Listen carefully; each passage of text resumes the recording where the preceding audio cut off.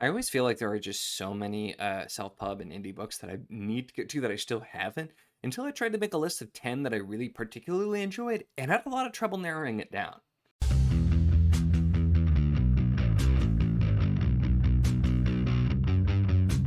Hello and welcome to my channel. In this video, I'm going to be talking about 10 of my favorite self-pub indie books or series. Yeah, this was surprisingly hard to narrow down because I've read, I feel like, more of it than I always realize.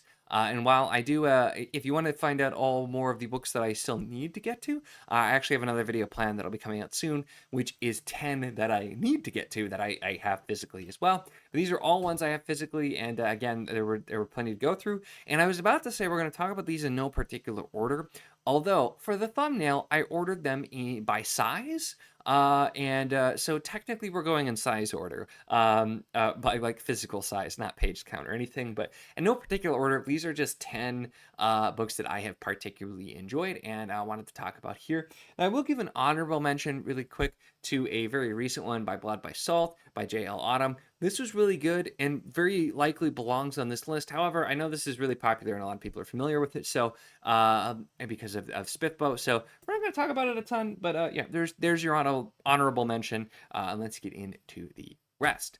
So I will mention this is going to be largely fantasy because that's what I read, although all different kinds, subgenres, and some other just mixed stuff in here as well. So we're just going to talk about it in general. All right, so getting to the list, first up we have We Men of Ash and Shadow by H.L. Tinsley, which, hey, there you go, looks like also was a Spiffbo finalist back in 2021. But this is described as a gas lamp, grimdark type of series. This is the first in the series, The Vanguard Chronicles. The second book is out in this, but I don't think the third yet. At least it better not be, because I need to read it if it is.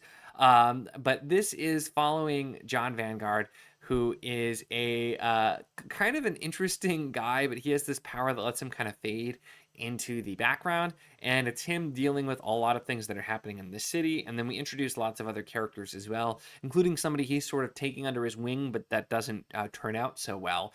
And then in the second book too, it builds up and there's more going on and the potential for war. This though is, I feel like, Gaslamp Grimdark is an interesting description, but fits it really, really well. This is just this like dirty, grimy, dark city where it's not trying to be over the top dark. It's just that's kind of the reality of the life. So if you want something where you can really immerse in the setting and follow great characters and interesting story, it is definitely a good one. I am really excited to get to the third book when that one comes out, and I really enjoyed the second book as well. But that was a really good time. One of those ones that just kind of surprised me with how much I ended up enjoying it because I wasn't sure from the description. So definitely recommend giving it a shot if that sounds intriguing. Then we have one, I haven't talked about this series in quite a while, but I have to mention for this topic, The Nightmareland Chronicles by Daniel Barnett. This is the first book, Nightfall, and this starts with, they're mostly like novellas, and then the last one at least is a lot longer, and I think one other one's probably more novel territory. But so they're pretty short and easy to get through. But this is like atmospheric horror is the best description of this. But it is a man who is on a quest to go across the country to find his estranged daughter. But the big thing that's happened is the sun has gone out and people are like kind of going crazy, and this whole big world changing thing that's happening. The first arc of this is out, the first 6 books, and it is just a wild ride. I am not much of a horror reader, and I still just the atmosphere of the story, the writing style that pulled me in immediately, and I was so hard to put these books down. I really, really enjoyed them. So if you like atmospheric horror, if that kind of plot sounds interesting, I highly recommend checking it out. Like I said, it is not a big commitment. They're quite short and easy to get through. But that's a series too. I should do a reread at some point too. But again, I'm really excited for when the second arc comes out as well. It's the first arc that was really, really good and definitely worth your time to check out. And then a newer addition to the list here, so I figured I would talk about this one instead of his original novel, but the Locke Institute trilogy by A.R. Witham. This is the first book, The Crimes of Rooker Flint. So The Legend of Blackjack made the rounds a while back, but this is the one that is, as of this coming out, this video coming out, this will be just before the last book comes out, because the last book is coming out on September 2nd. Still coming up here with it as well. But this, I finished the whole thing, and it's just so dang good.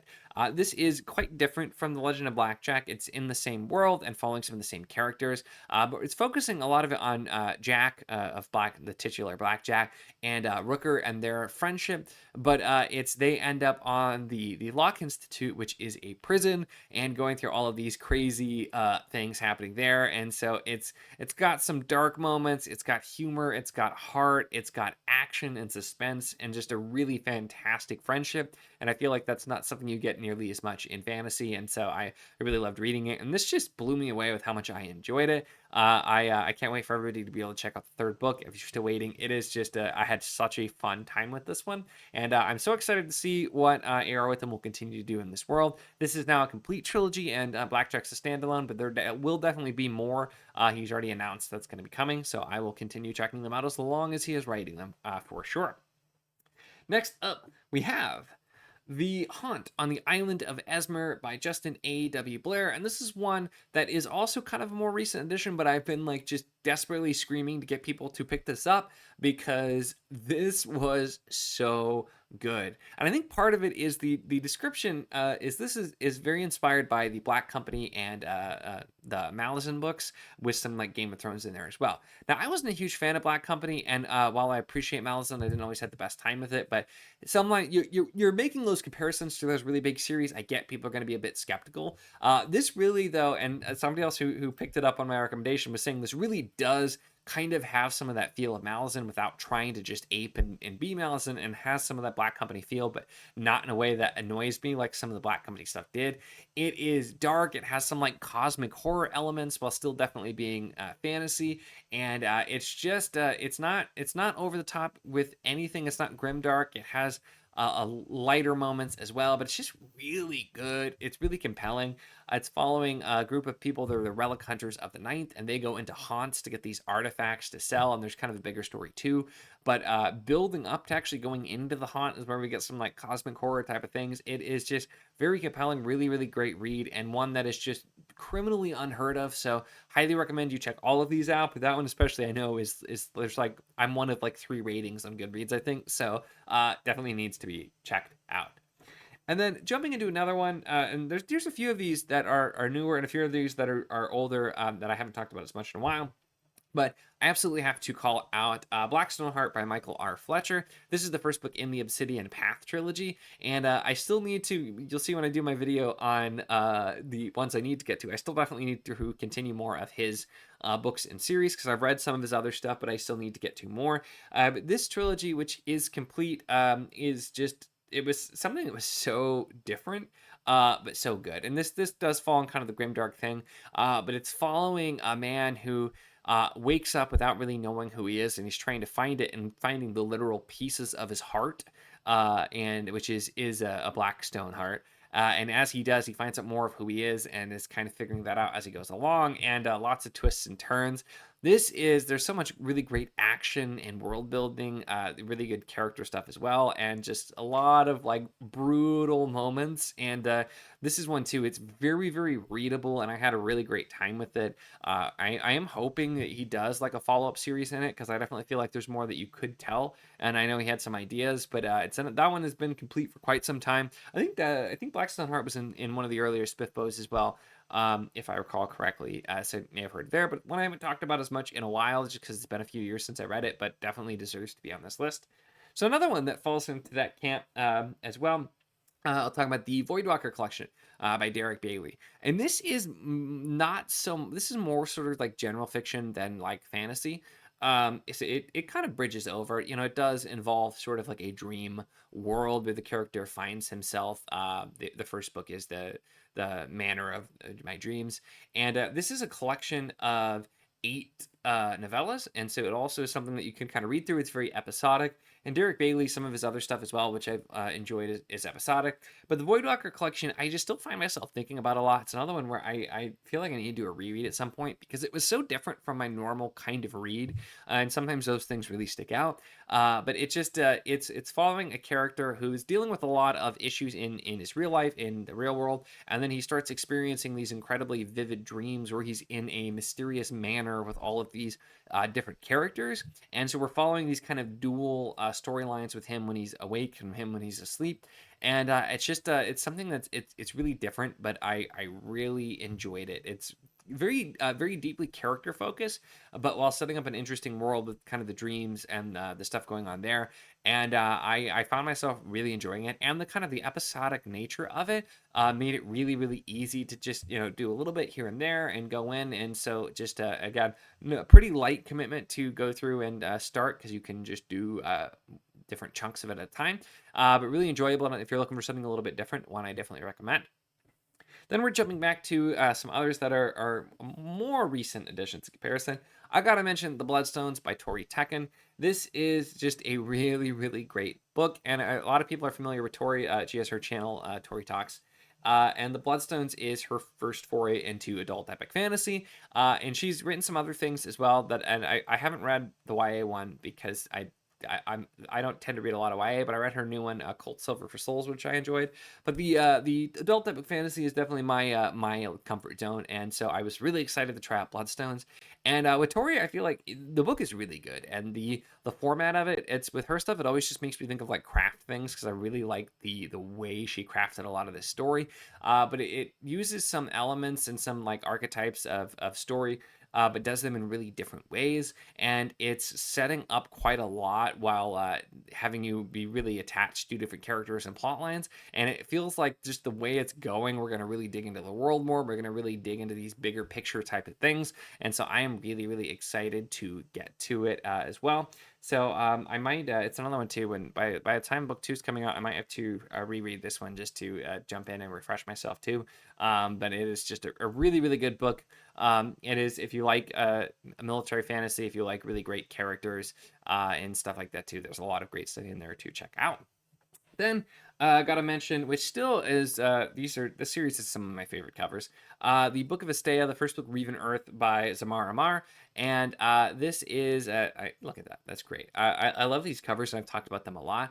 But this is one of those ones where I was kind of surprised by how much I ended up enjoying this, because the author is a big fan of Joe Abercrombie, who I fairly known for not really enjoying Abercrombie a whole lot.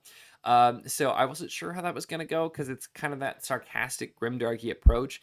But the world building alone was such a draw for me with these. It's just these set up such an interesting world. There's all these moving parts with it, and it doesn't go as over the top sarcastic, I feel like, as some of these stuff that it just wasn't as much for me in Abercrombie. Although I think if you are an Abercrombie fan, you'll definitely see the influences, and that might work really well for you with it as well. But just a really crazy world building while also getting you attached to characters, even though some of them are not the best kinds of people. And it's a duology, and there is a novella that's like an optional read you can do after, which I think adds a lot, but it is so short. Another really short commitment here too. So you're not having to jump into anything that's massive and super long.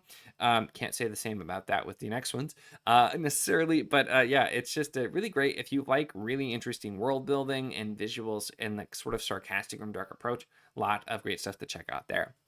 So yeah, I've been talking about a lot of these being kind of short and not as big commitments. This one's just a bit more, but it's still definitely worth checking out. So I have The Deathless Beast, which is the first book in the Collation Saga by Andrew D. Meredith. And this is just a series that is so much for me. And I've absolutely loved it. The first arc is complete, which is 4 books. There will be another arc that's going to be coming out, but you get kind of a completion of the main storyline that was happening there. And this is really focused on the world and the storytelling. And Andrew D. Meredith, just his way of storytelling is something that is so engaging to me. I just kind of feel immediately immersed, like I'm just sitting there experiencing this story instead of even reading it. It's the kind of thing. And so it's something I really enjoy about the way that he writes. But his world is it's just epic, high fantasy on like steroids. You don't have horses, you have Sleipnirs. Things like that. There's all kinds of different creatures and stuff. And in the Collation Saga too, you've got dealing with religion having a big part with actual gods that are present. And you have these different orders and factions and world-shattering consequences that become more and more clear as you go along.